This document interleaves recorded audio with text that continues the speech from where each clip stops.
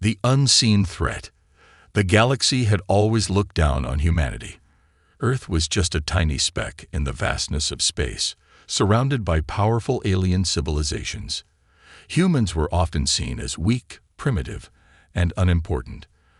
For centuries, Earth's governments struggled with poverty, wars, and technology that barely kept up with the other species in the galaxy. No one expected humanity to rise to anything more than what they already were, a small, unremarkable planet on the edge of the Milky Way. But everything changed the day the Deathworlders arrived. It began with an unexplained signal, a strange, deep space transmission from beyond the known borders of human space. It was unlike anything Earth had ever encountered before. The signal was powerful, almost as if it was calling out to someone. Scientists and engineers scrambled to analyze it, but there was no clear answer. It came from the direction of the dead zone, a region of space where no human ship had ventured for decades. It was a place that even the bravest explorers feared to go. Strange things happened there: disappearances, strange readings, and encounters with alien forces so dangerous that they were never spoken of again. The dead zone had become a place of myths and nightmares. Then, just as mysteriously as the signal had come, it stopped. For a moment, there was peace, but the quiet was broken when Earth's best scanners picked up something massive approaching from that very same region of space. Ships. Hundreds, maybe thousands. The sheer size of the fleet was unlike anything Earth had ever seen. It was as if a storm of death was coming straight for the planet. The government's first reaction was confusion. The fleet had no identification, no clear signs of who or what it belonged to. There were no known species in the galaxy with ships of that size and capability. Experts in alien technology could only guess at the origins of the ships, but all they could say was that they were unlike anything humanity had ever encountered. They were powerful, massive, and terrifying. As the fleet approached, panic set in. There was no way to prepare for something of this magnitude. Earth's defenses, built to protect against space debris and minor alien threats, were useless against a fleet like this. There were no ships large enough to mount a defense, no weapons powerful enough to stop them. Human technology was far behind. They were vulnerable, exposed. For the first time, the people of Earth began to fear that they were completely helpless in the face of an unknown enemy. The governments of Earth came together in a desperate attempt to figure out what to do. But before they could act, the first of the ships in the fleet entered the atmosphere. It was enormous, twice the size of anything Earth had ever built. The ground shook as it landed. The Earth itself seemed to tremble, as though it knew it was no match for the alien might now standing upon it. And then, from the massive ship, came the Deathworlders. These creatures were not like any alien life form Earth had ever encountered. They were monstrous, towering above human soldiers. Their skin was covered in thick, armor-like plating, and their eyes burned with a cold, calculating fury. They moved with a deadly grace, their every step causing the earth beneath them to quake. They did not speak a word to Earth's leaders as they made their way down from the ship. They didn't need to. Their presence alone spoke volumes. The Deathworlders did not invade with the expectation of negotiation or diplomacy. They came with the purpose of conquest. They came to remind the galaxy of their power. And to their shock, humanity did not surrender. No, the humans fought back. At first, it was futile. The Deathworlders were just too strong, too advanced. Their weapons were unlike anything Earth's military had ever seen. Their ships tore through human defenses like they were made of paper. Cities were destroyed. Thousands of innocent lives were lost in the blink of an eye. It seemed as though humanity was doomed. But amidst the destruction, something began to change. Humanity's defiance sparked a fire deep within the heart of every person who watched in horror as their world burned. The people of Earth were not going to let these Deathworlders destroy everything they had fought for, everything they held dear. Humanity's will to survive was stronger than anyone had ever realized. However, the Deathworlders did not seem to care. They had seen countless worlds fall before their might, and Earth seemed no different. But there was something unique about humanity, something that none of them had expected. Even as their cities burned and their people suffered, humanity fought back with a passion they could not understand. They fought with the fury of a species that had survived against all odds, that had risen from nothing to become a force that could change the world. As the battle raged on, Earth's leaders scrambled to find a way to stop the Deathworlders. Desperate measures were taken. But what they didn't know was that the Deathworlders were not just here to destroy humanity. They were here to prove a point. They had come to show the galaxy that no one, not even Earth, was a threat to their power. But the Deathworlders had underestimated humanity's true strength, and soon they would learn that they had made a grave mistake.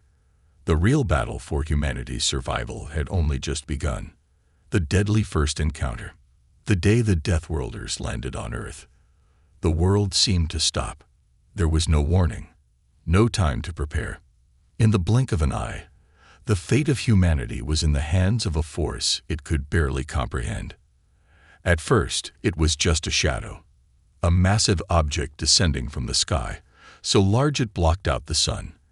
As the creature descended, the Earth itself seemed to quiver in fear. It wasn't a ship like any humanity had ever seen, no smooth, sleek metallic craft that humans were familiar with.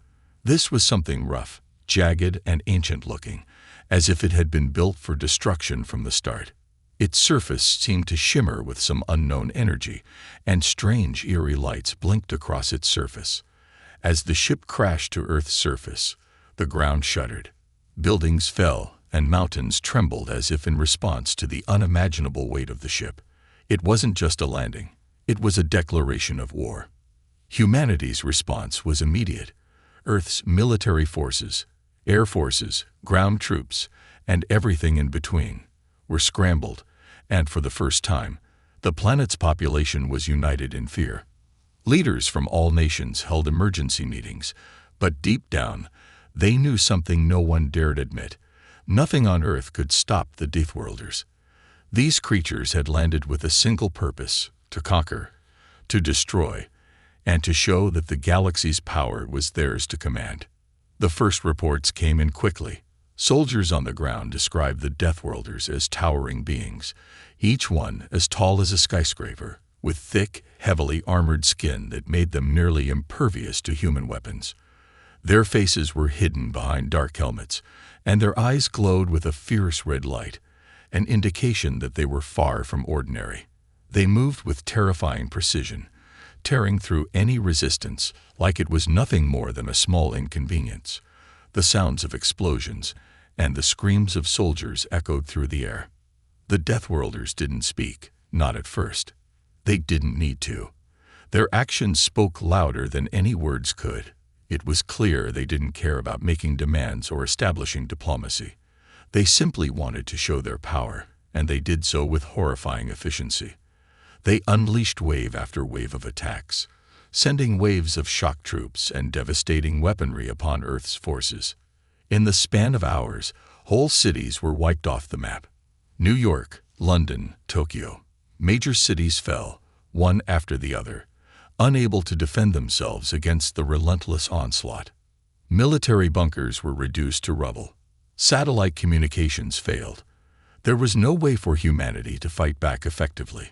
Everything they had, every weapon, every system, every last ounce of their military strength, was utterly useless against the onslaught. As the chaos spread, the leaders of Earth's nations had no choice but to make a desperate call for peace, hoping that somehow, some way, they could avoid complete destruction. But the Deathworlders showed no mercy. They didn't answer the calls. They didn't need to. The answer was clear in every action they took. Humanity's greatest minds worked furiously, trying to devise a countermeasure, a solution to the unthinkable problem now staring them in the face. But what could they do? How could they stop a species that had clearly come with the intent to annihilate? Humanity's weapons could barely dent the Deathworlders' armor. Their best planes were shot out of the sky before they could even get close to the enemy. Earth's most advanced technology seemed like child's play against the might of the Deathworlders. Yet, despite this hopelessness, there was something stirring within humanity that the Deathworlders couldn't understand.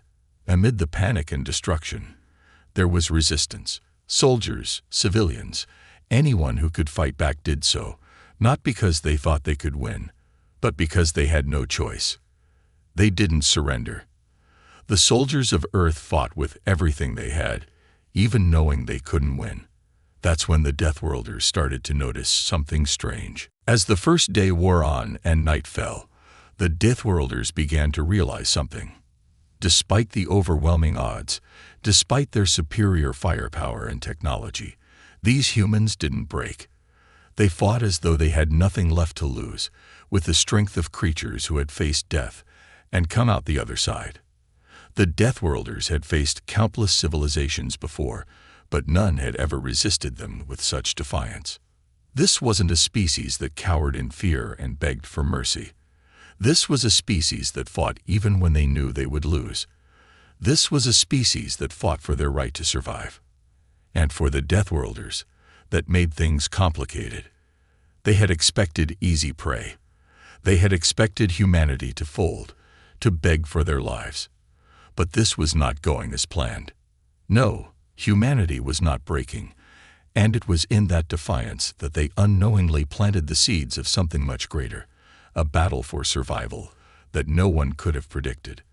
The Deathworlders didn't know it yet, but they had made a dangerous miscalculation. The earth was burning, cities falling, and the sky was dark with smoke, but this was only the beginning. Humanity had just begun to show its true strength, and as the night grew darker, the Deathworlders would soon learn that they had underestimated the planet they had come to conquer. What they didn't know was that humanity's greatest weapon wasn't just its technology. It was something deeper, something that the Deathworlders couldn't measure with their advanced scanners and sophisticated weapons. It was the unbreakable will of the human spirit. The first true test had begun, and the Deathworlders, though they hadn't realized it yet, were about to feel the full force of humanity's power, the hidden power of humanity. As the war raged on, Earth's leaders scrambled to find a way to turn the tide. The Deathworlders' attacks were relentless, and no matter how hard humanity fought, it seemed they were always a step behind. The planet was in chaos. Major cities lay in ruins, and vast swaths of the population had been wiped out. The air was thick with smoke, and the sound of explosions never seemed to cease. It felt like the end was near. But amidst the destruction, a small group of humans uncovered something that had been hidden for centuries, a secret buried deep beneath the Earth's surface. It was an ancient, long-forgotten piece of technology, one that had the potential to change everything. The technology had been dormant for so long that most of humanity had forgotten about it. But now, in the face of extinction, it was humanity's only hope. The discovery came from an unlikely source. A team of archaeologists, digging through the ruins of an old ancient city buried beneath the earth, found something odd, an object that seemed out of place. It was a large metallic door, deeply embedded in the ground, covered in layers of dirt and rock. It looked like it had been there for thousands of years, perhaps even longer. The door had strange markings on it, alien in appearance, with symbols and lines that made no sense to the scientists who discovered it. At first, the team assumed it was just another relic from an ancient civilization, but when they began to examine it more closely, they realized that it was much more than that. The door wasn't just a relic, it was a gateway, leading to something far more extraordinary than anything they had ever imagined. After days of careful excavation, the door was finally opened. Behind it lay a massive chamber, filled with strange machines and alien technology. It was unlike anything humanity had ever seen. The technology was old, yes, but still powerful. The air was thick with the energy that seemed to pulse from the walls themselves. The scientists and engineers who had discovered it knew they had found something truly remarkable, something that could change the course of the war against the Deathworlders. The problem, however, was that no one understood how to use it. The technology was alien, and the markings on the machines didn't make sense to anyone who tried to decipher them. The technology seemed both advanced and primitive at the same time, and no one knew where to begin. But there was one thing they did know. If they could unlock its secrets, it could be the key to humanity's survival. The team of scientists worked day and night, using every resource at their disposal. They'd brought in the brightest minds from every corner of Earth, hoping that someone could make sense of the alien technology. It wasn't easy. The machines were far beyond human comprehension, and many of the scientists began to feel a deep sense of hopelessness. Time was running out. The Deathworlders were closing in, and every passing hour felt like a lifetime. But just when it seemed like all was lost, a breakthrough came from an unexpected source, a young engineer named Emma. Emma had always been fascinated by old technologies, especially those that seemed impossible to understand. She had spent years studying ancient texts and strange blueprints, trying to unlock the secrets of lost civilizations. And when she looked at the alien machines, something clicked inside her. She wasn't sure how or why, but Emma felt like she understood the technology in a way no one else did. It was as if the machines were speaking to her, guiding her hand as she worked. She began to decode the markings, unlocking the systems one by one. Slowly but surely, she pieced together the complex network of machines. And then, finally, she discovered the key to activating it all, a powerful energy source that could change the course of the war. With a deep breath, Emma activated the device. The room shook as a surge of energy coursed through the machinery. It hummed with power, and the walls seemed to come alive, glowing with a strange light. The air crackled with energy as the machines powered up, and for the first time in days, there was hope. The technology had worked. It wasn't just some ancient artifact. It was a weapon that could potentially match the Deathworlders in strength. Humanity's survival no longer seemed so impossible, but the real question was, would it be enough? The weapon was powerful, but it was also unpredictable. It required immense amounts of energy to operate, and it could only be used for a limited amount of time before it would need to recharge. Still, it was the only chance humanity had. And the scientists, engineers, and military leaders of Earth quickly realized that they would need to act fast. With the device activated and its power now flowing through Earth's defenses, the next challenge was figuring out how to use it against the Deathworlders. The technology was far beyond anything humanity had ever seen, and no one was certain how it would perform in a real battle. But there was no choice. The Deathworlders were closing in, and humanity's forces were rapidly losing ground. In a moment of bold decision, Earth's leaders ordered a full-scale attack.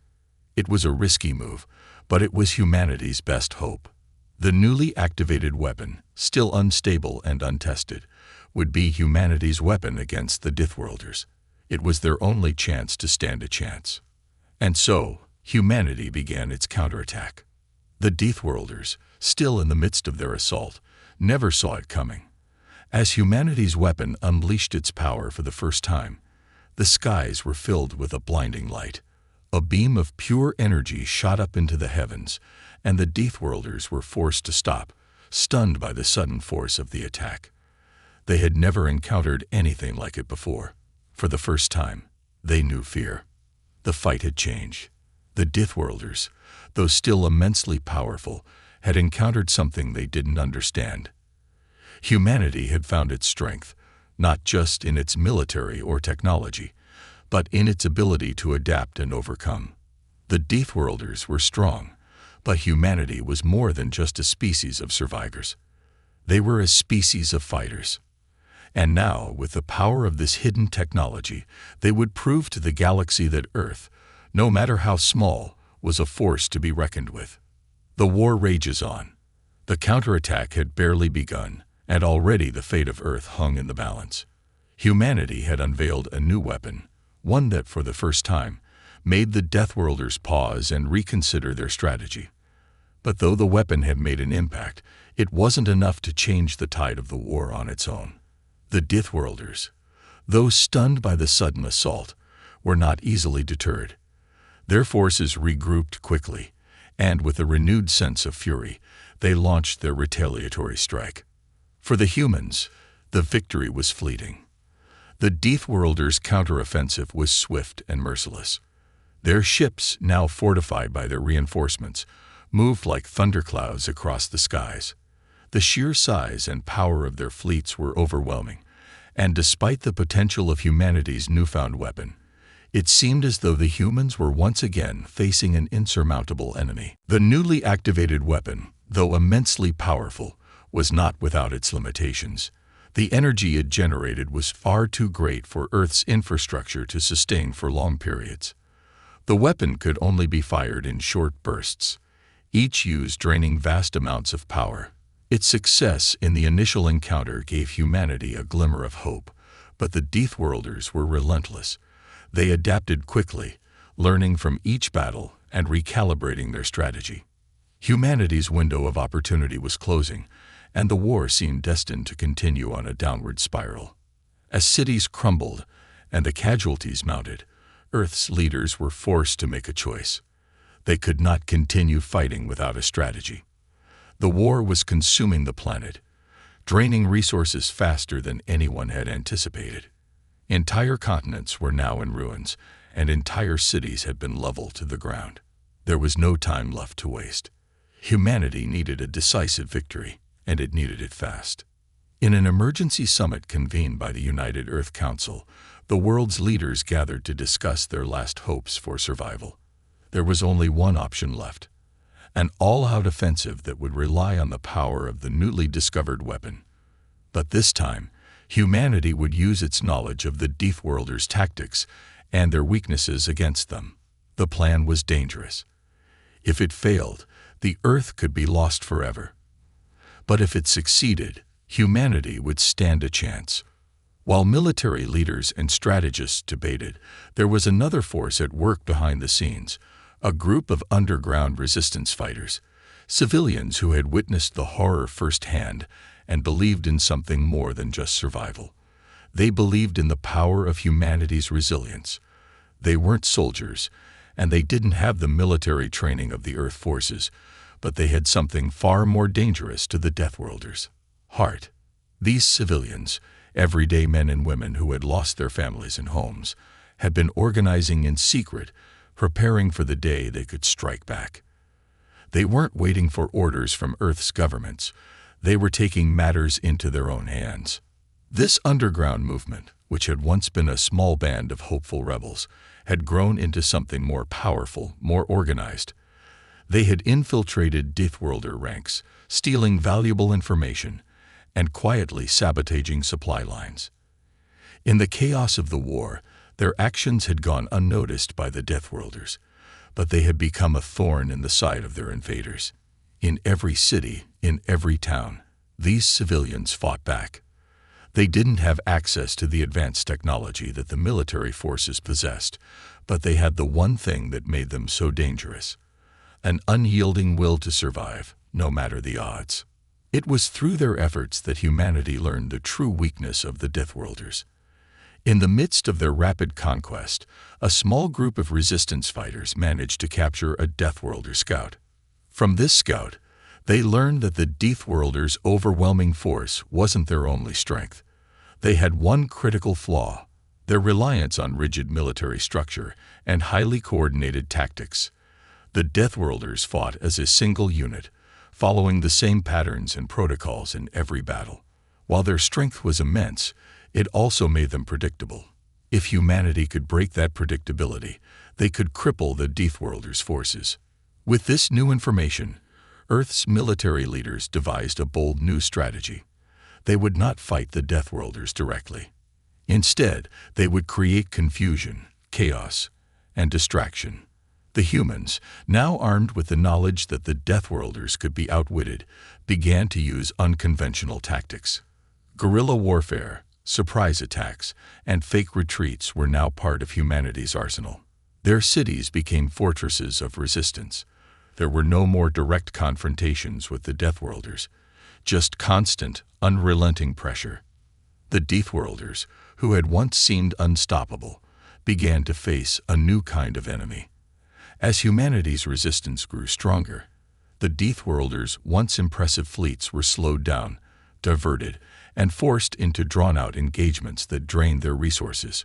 It wasn't enough to win the war, but it was enough to delay the inevitable. The strategy was working. But even as the resistance forces grew stronger, time was running out. The Deathworlders knew they couldn't allow this to continue. If they didn't finish the humans off soon, they risked losing everything. The next attack was coming, and it would be their most powerful yet. The humans, for the first time in the war, were on the defensive. They had no choice but to prepare for what could very well be their final stand. With humanity's new tactics in place, and the resistance continuing to strike from the shadows, Earth's military forces began to make their final preparations. The remaining cities had fortified themselves to withstand the Deathworlder assault, and the people knew that the end was near. For better or worse, this was it. The final battle would come, and it would decide whether humanity would survive or be wiped from the stars. But one thing was certain. Humanity had already proven something powerful to the galaxy. They weren't going down without a fight. And no matter how many times the Deathworlders attacked, they would find that humanity's spirit was something they could never crush. The war was about to reach its most critical point, and Earth's warriors were ready for what was to come. The power unleashed. Humanity's final stand had arrived, but the stakes were higher than anyone could have imagined. The Deathworlders, knowing they could not afford to lose, prepared for a full-scale invasion. They had sent their mightiest fleets, their most destructive weapons, and their deadliest soldiers to Earth. The very existence of humanity seemed poised on the brink of annihilation. But what the Deathworlders had failed to realize was that humanity, against all odds, had unlocked something far more powerful than they could have ever expected. The hidden weapon, the ancient technology that had been buried for centuries, was now humanity's last hope. The power it contained was like nothing the galaxy had ever seen. At first, when the weapon was first activated, no one truly understood its full potential. But over the last few days, humanity had learned how to wield it, how to channel its energy, to use it strategically, and most importantly, to release it when the moment was right. And now, that moment had arrived. In the heart of Earth's final defense zone, deep beneath the ground, the weapon hummed to life. The engineers and scientists who had worked tirelessly to activate it had done their best to stabilize the energy source, but even they knew that once it was released, there would be no going back. The weapon was a double-edged sword, capable of wiping out the Deathworlders, but also capable of destroying the planet if misused. There was no time for hesitation. The Deathworlders were on their way, and Earth's last line of defense was about to be tested in ways no one had prepared for. In a command bunker, high above the battlefield, the United Earth Council watched in silence as the final preparations were made. The weapon was set to fire in a matter of minutes. Earth's military, scattered across various remaining strongholds, had organized into a final line of defense. While they prepared for the inevitable clash, they prayed the weapon would work, prayed that it could be powerful enough to defeat the Deathworlders once and for all. As the weapon powered up, the sky above Earth began to change. A massive energy field enveloped the planet, sending ripples across the atmosphere. Satellites began to flicker, and communication channels went silent as the weapon's energy surged through the planet's core. The light from the weapon grew blinding, and even from miles away, the soldiers on the front lines could see the glow as it brightened the sky. It was as though the entire Earth itself was a living entity, preparing to fight for its survival. Then, with a deafening roar that shook the very bones of the planet, the weapon fired. A blinding beam of pure energy shot up into the sky, a column of light that cut through the darkened clouds, reaching into the void of space. It was so powerful that it distorted the air around it, causing shockwaves that could be felt miles away. The beam sliced through the atmosphere like a blade, carving a path straight to the heart of the Deathworlders' fleet. In space, the Deathworlders' massive warships, which had been slowly approaching Earth, felt the first signs of danger. They had underestimated the weapon. They had never seen anything like it before. The beam of energy reached them faster than they could react, hitting the first of the Deathworlder ships with a force that was unimaginable. The blast shattered their shields in an instant, and the ship exploded, scattering debris across space. The Deathworlders hadn't just lost a ship. They had lost a key part of their fleet, and the shock of that loss reverberated through the entire fleet. But the Deathworlders were not easily deterred. Their forces immediately began to regroup. They returned fire, unleashing devastating weaponry from their warships as they tried to retaliate. But every time they launched their weapons, the energy from the weapons seemed to disrupt their systems, causing their shots to miss or their weapons to malfunction. The weapon wasn't just destroying them, it was disorienting them, throwing their coordinated efforts into chaos. It was the perfect counterattack. With every burst of energy, humanity's weapon obliterated the Deathworlder ships in its path. The sky above Earth lit up like a fireworks display, but instead of joy, it was the result of an ancient technology designed to protect Earth and its people. The Deathworlders' fleet was being decimated, piece by piece, unable to match the raw power of the weapon humanity had unearthed. On Earth's surface, soldiers and civilians watched the battle unfold in awe. They could see the flashes of light in the sky as the weapon tore through the Deathworlders' fleet. But even as they cheered, they knew the fight wasn't over. The Deathworlders' fleet was enormous, and no weapon, no matter how powerful, could destroy them all in one strike. Still, humanity had gained a crucial advantage. The tables had begun to turn. But just as humanity started to believe victory was within their grasp, the Deathworlders revealed their final, most dangerous weapon. In retaliation for the devastation they had suffered, the Deathworlders activated a massive energy pulse, a weapon designed to overwhelm anything in its path. They knew the power of humanity's weapon, and they had prepared for this moment. The pulse was unlike anything Earth had ever seen, a wave of pure destruction aimed directly at the heart of the planet. It was now a race against time. The final moments of the war were unfolding, and humanity's weapon was starting to overload. The engineers knew that they had to make one last strike to end it all. One final, powerful shot to stop the Deathworlders' pulse from destroying everything humanity had fought for. The weapon had done its part, but it could only hold out so long before the strain became too great. With everything on the line, the engineers made their decision. They activated the weapon's full power, pushing it to its limit. The result was catastrophic. The beam of energy, already massive, grew exponentially larger, tearing through the Deathworlder fleet in a final burst of devastating light. The Deathworlders' energy pulse was overwhelmed by the force of humanity's weapon. Their fleet, already shattered, was finally destroyed. The shockwave sent ripples through space, and the Deathworlders, who had believed they were invincible, had finally been defeated. Humanity, battered and broken, had won. But as the debris from the final battle drifted in the empty void of space, the survivors of Earth couldn't help but feel a sense of bittersweet victory. The weapon had saved them, but it had also caused immense destruction, both on Earth and in space. The cost had been high, and they would never forget the sacrifices made in the fight for survival. For now, though, Earth was safe. The Deathworlders were gone. The galaxy would never forget the day that humanity showed the universe just how powerful they could be. But as the survivors began to rebuild, they knew the fight had only just begun. The war for Earth's survival had been won, but the battle for humanity's place among the stars was only beginning. A turning point. The dust had settled, and the charred remnants of the Deathworlder fleet floated like broken husks in the vacuum of space.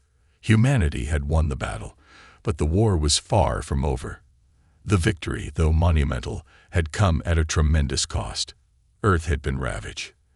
Entire cities lay in ruins, and millions of lives had been lost in the struggle.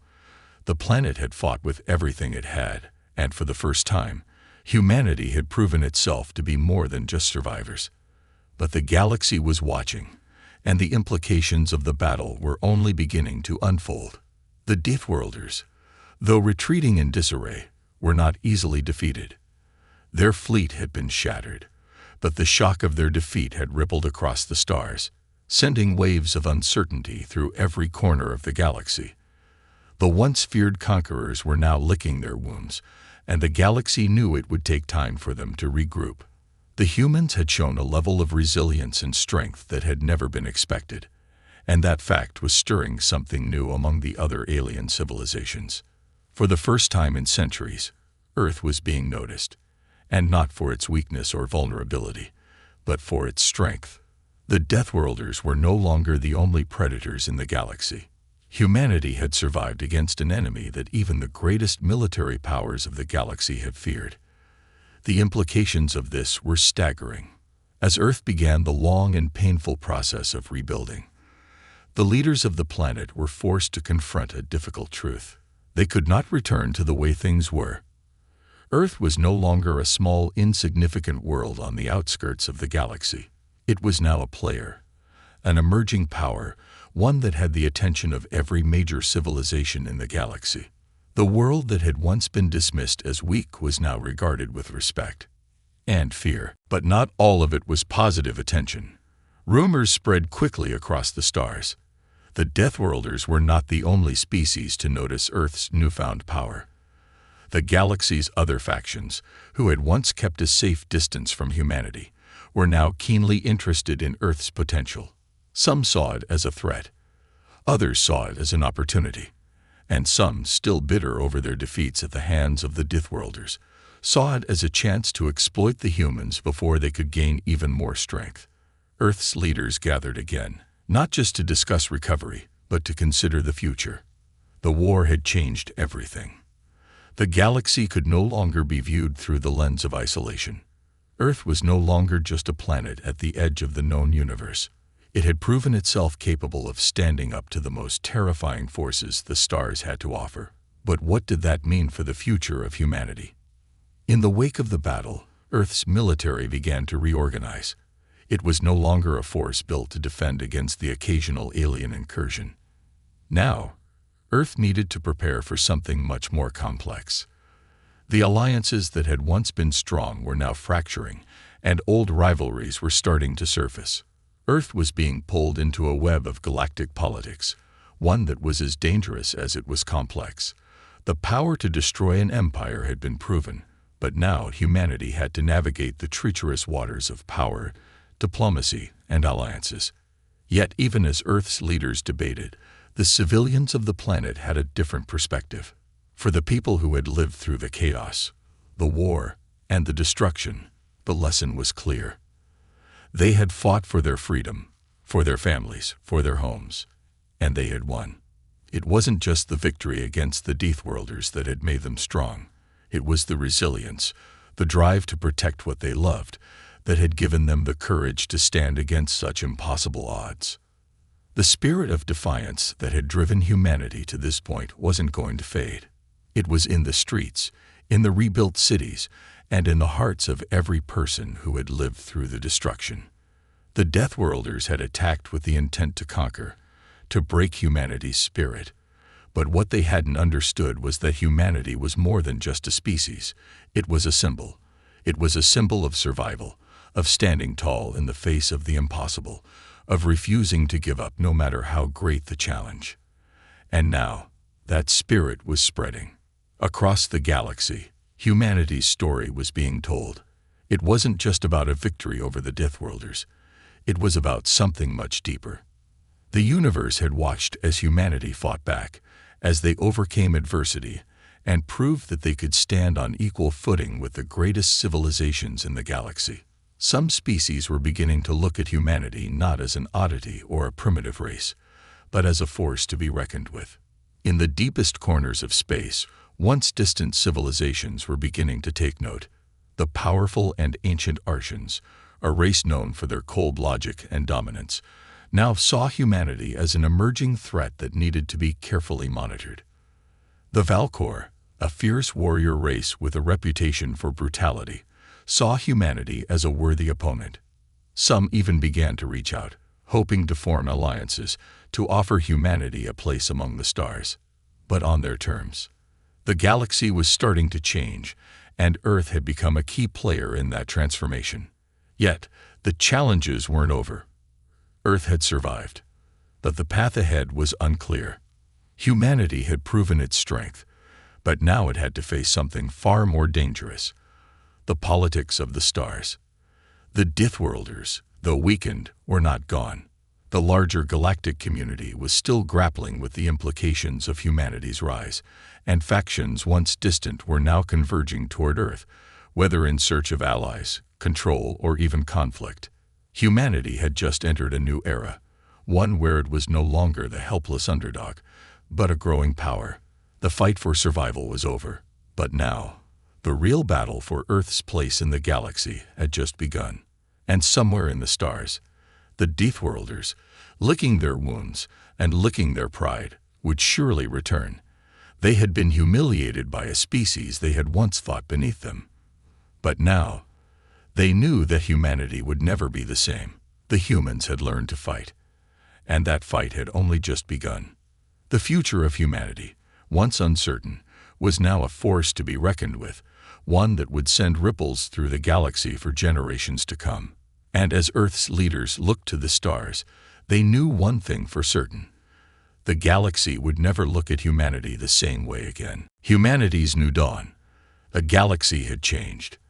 For countless millennia, it had been ruled by powerful, ancient species, civilizations so vast and advanced that they viewed other races, especially humanity, as little more than fleeting moments in the timeline of the cosmos. Earth was a small, insignificant planet in a far corner of the galaxy, its people struggling to survive the chaos of their own world. But after the events of the past few years, the stars no longer viewed humanity with indifference or pity. Humanity had proven that it could stand tall among giants, that it was not a race to be forgotten or ignored. It had survived the greatest test imaginable, and in doing so, had earned its place in the universe. The Deathworlders, once thought to be unstoppable, had been forced to retreat. The weapon buried deep within Earth's crust had unleashed unimaginable power, and the Deathworlders had underestimated the raw determination and unyielding spirit of humanity. In the end, it wasn't the advanced technology or military strength that won the day. It was the heart of humanity, the will to fight for survival, the determination to protect family, home, and way of life that had proved to be the greatest weapon of all. As the aftermath of the war settled, Earth's leaders began to rebuild. But the true rebuilding was not just of cities, infrastructure, or systems. It was of humanity's identity. The people of Earth were no longer just survivors. They were victors. They had stood against the most powerful forces the galaxy had ever seen and emerged with their pride intact. It was no longer just about surviving. It was about thriving in a new era, one where Earth's place in the galaxy was no longer uncertain. The Council of Earth's leaders convened once more, not just to discuss recovery, but to look toward the future. The question on everyone's mind was the same. What now? What would Earth's role be in this new post-war galaxy? The balance of power had shifted, but no one could say where that shift would take humanity. Earth was not just a planet in the background anymore. It was a force that could change the very fabric of the galaxy. The first order of business was to rebuild Earth's military, but this time, it was about something more than just defense.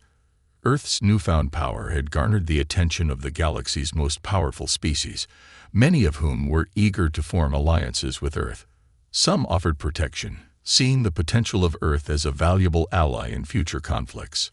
Others, more calculating, saw Earth as a prize to be claimed, a way to ensure their dominance over the stars. Earth would have to navigate a delicate balance between these competing forces. Alliances would need to be forged, enemies carefully watched, and old wounds healed. But even as Earth's leaders worked to secure the planet's future, something much deeper was happening on the ground. Humanity, once fractured and divided, had come together in a way that no one could have predicted. The war had been devastating, but it had forged a unity among the people of Earth that transcended borders, politics, and ideologies. In the face of a common enemy, Humanity had discovered what it meant to be truly united. Across Earth, new leaders began to rise, men and women who had proven themselves during the war, whose resilience and strength had inspired others to stand up and fight. These new leaders were not just military generals or political figures. They were ordinary people who had been thrust into extraordinary circumstances and had shown the world what they were made of. The human spirit was stronger than ever before, and now, more than ever, humanity was ready to face whatever challenges the future held.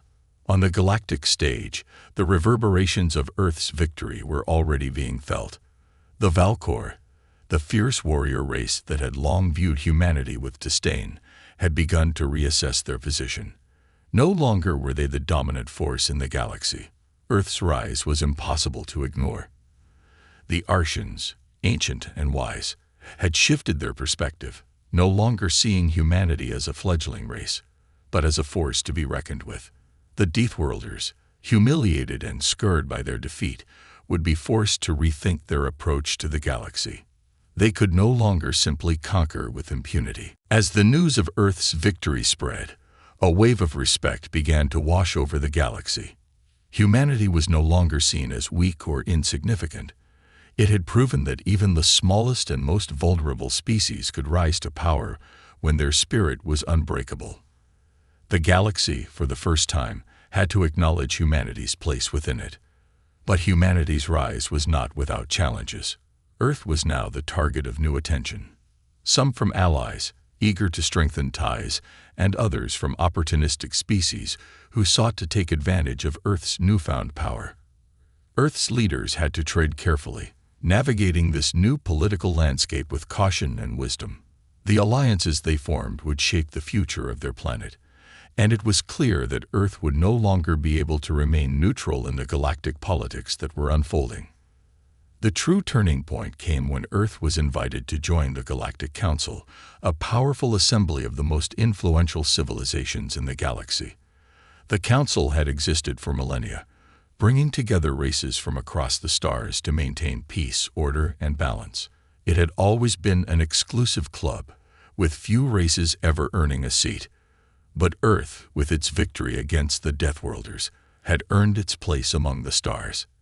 The invitation was both a recognition of humanity's strength and a challenge to prove that they could stand shoulder to shoulder with the galaxy's oldest and most powerful civilizations. Humanity's representatives, chosen from a diverse range of people who had fought for Earth's survival, stood together before the Council for the first time. They were no longer the nervous diplomats or insignificant delegates of a small planet. They were the victors of an epic war. The room was silent as the representatives of Earth took their seats, each one a symbol of the will of a planet that had refused to be crushed under the weight of the galaxy's most fearsome powers. The first vote was a symbolic one. As Earth was formally inducted into the Galactic Council, the hall erupted in applause, but the applause was not just for the representatives. It was for all of humanity. It was for every soldier who had fought, every civilian who had endured, and every person who had believed in a future where Earth's voice would be heard. It was the moment when the galaxy finally recognized what humanity had known all along, that no matter how many times it was knocked down, humanity would always rise. Earth had won the battle, but now it was time to win the future. The challenges ahead were unknown, and the galaxy was a dangerous place, but humanity had proven that no matter the odds, it would fight for its place in the stars. The journey was just beginning. Humanity's new dawn had arrived, and it was brighter than anyone could have imagined.